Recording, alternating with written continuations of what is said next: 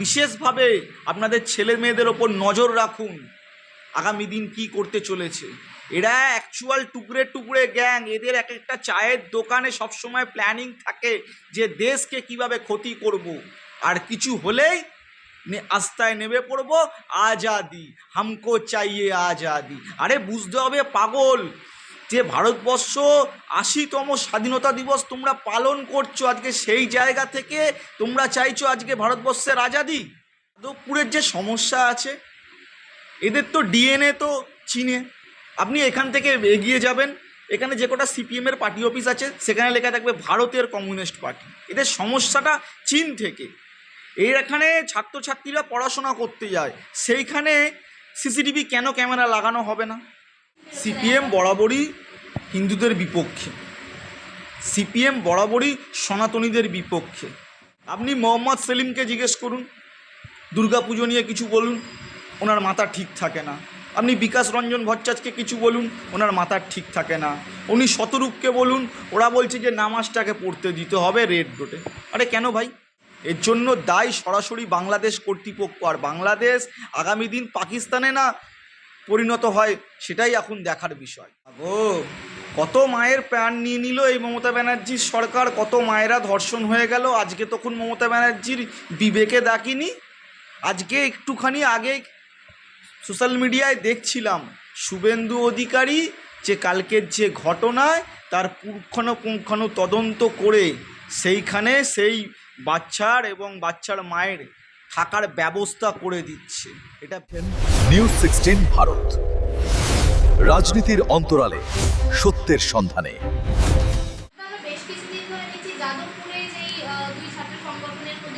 যাদবপুরের যে সমস্যা আছে, এদের তো ডিএনএ তো চীনে। আপনি এখান থেকে এগিয়ে যাবেন, এখানে যে কটা সিপিএমের পার্টি অফিস আছে সেখানে লেখা থাকবে ভারতের কমিউনিস্ট পার্টি। এদের সমস্যাটা চীন থেকে। এখানে ছাত্রছাত্রীরা পড়াশোনা করতে যায়, সেইখানে সিসিটিভি কেন ক্যামেরা লাগানো হবে না? কেন টিচারদেরকে সম্মান করবে না তারা? কি সমস্যা? এদের অ্যাকচুয়াল সমস্যা হলো ডিএনএ, এটা এদেরকে বুঝতে হবে।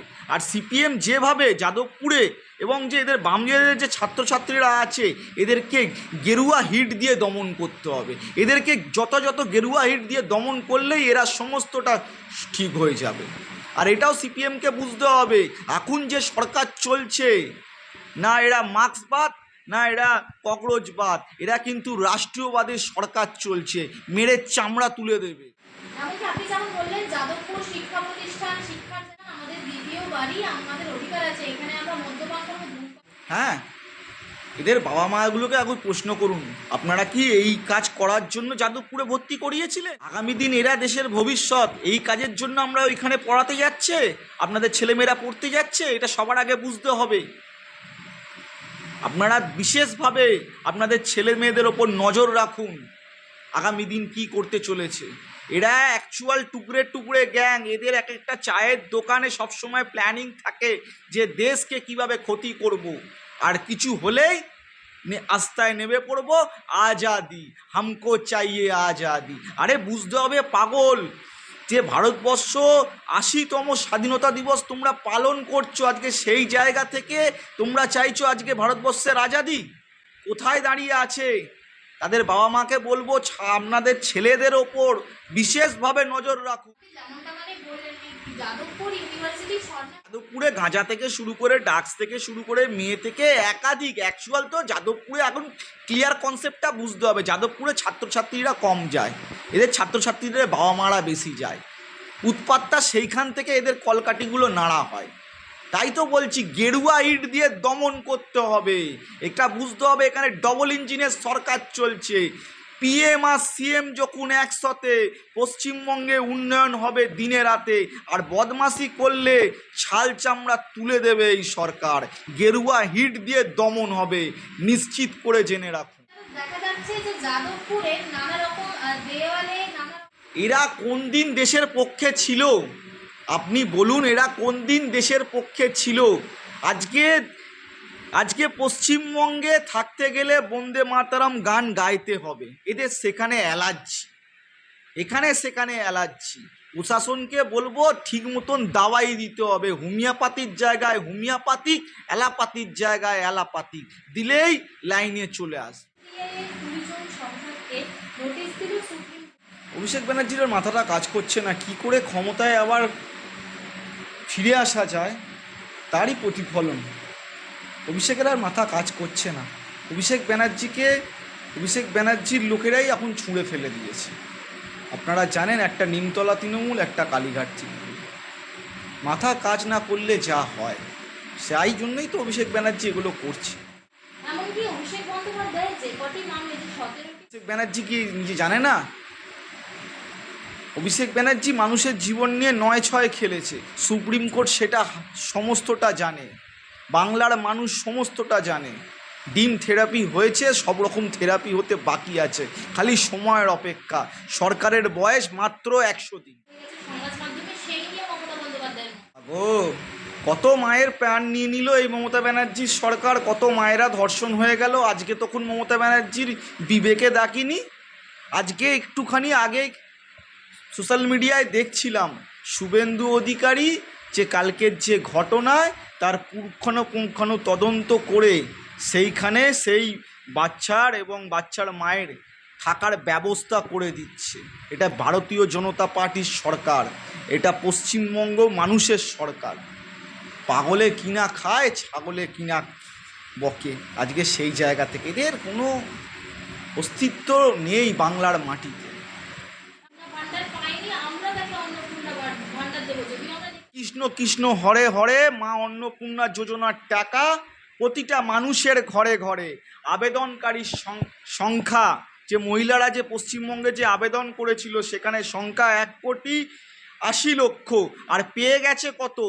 1,45,00,000 মানুষ মা অন্নপূর্ণা যোজনার টাকা পেয়ে গেছে।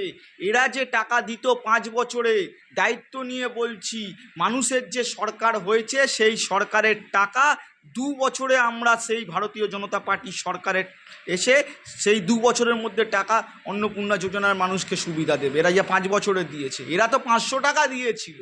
আর কতদিন পরে দিয়েছিল? 9 মাস পরে দিয়েছিল। অতীত ভুলে গেলে হবে? ফ্ল্যাশব্যাকে গিয়ে পাসবইটা আপডেট করলেই বোঝা যাবে প্রথম যে টাকাটা কবে ঢুকেছিল মায়েদের। আপনার চ্যানেলের মাধ্যম থেকে রিকোয়েস্ট করব, মায়েরা আবেদন পাসবইটা এন্ট্রি করুন। পাসবইটা এন্ট্রি করে আগে দেখুন 500 টাকা ক তারিখে ঢুকেছিল তাদের লক্ষ্মী ভাণ্ডারের।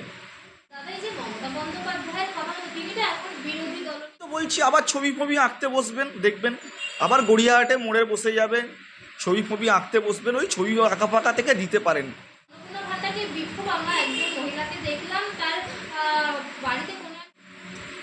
সরকারের বয়স 100 দিন, এটা বুঝতে হবে। একটা বাচ্চা জন্মানোর সাথে সাথে কি তার দাঁত হয়ে যায়? সে কি হামাগুড়ি দিতে পারে? এটা সবার প্রথম আগে বুঝতে হবে। সবে 100 দিনের সরকার। এর আগেও একাধিকবার বাংলাদেশে আক্রমণ হয়েছে, হিন্দুদেরকে মারধর করা হয়েছে, আমরা সবটাই দেখেছি। আমরা প্রভুকেও দেখেছি কিভাবে মারধর করা হয়েছে। হিন্দুদের ওপর যে বর্বরন্ত আক্রমণের জন্য আমরা যখন বিরোধিতা ছিলাম তখন একাধিকবার কথা তুলেছি, কিন্তু এই বাংলাদেশের সরকার কোনো মতেই হিন্দুদেরকে সেফটি এবং সিকিউরিটি দিচ্ছে না। এর জন্য দায়ী সরাসরি বাংলাদেশ কর্তৃপক্ষ। আর বাংলাদেশ আগামী দিন পাকিস্তানে না পরিণত হয় সেটাই এখন দেখার বিষয়। সিপিএম বরাবরই হিন্দুদের বিপক্ষে, সিপিএম বরাবরই সনাতনীদের বিপক্ষে। নাহলে এরা সবসময় আমরা দেখেছি মাইনরিটিদেরকে সাপোর্ট করতে। তারা সবসময় হিন্দুদের বিপক্ষে। আপনি মোহাম্মদ সেলিমকে জিজ্ঞেস করুন, দুর্গাপুজো নিয়ে কিছু বলুন, ওনার মাথা ঠিক থাকে না।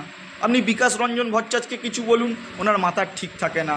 উনি শতরূপকে বলুন, ওরা বলছে যে নামাজটাকে পড়তে দিতে হবে রেড রোডে। আরে কেন ভাই? কি দুর্গাপুজো বলতে গেলে কি যখন করি আমাদেরকে দেখাতে পারবেন যে মানুষের অসুবিধা করে আমরা দুর্গাপুজো করি? দেখাতে পারবে না। সিপিএম বরাবর হিন্দুদের বিরোধী। সিপিএম করাচ্ছে, সিপিএম সরাসরিভাবে যুক্ত। কিন্তু এইটা হবে না। এখানে পশ্চিমবঙ্গে যে সরকার গড়েছে, ভারতীয় জনতা পার্টির যে সরকার গড়েছে, সরকার যদি মনে করে এর তো কঠোরতম কঠোর ব্যবস্থা কিন্তু নেবে। সিপিএমকে সাবধান হয়ে যেতে বলি। নিউজ 16 ভারত, রাজনীতির অন্তরালে সত্যের সন্ধানে।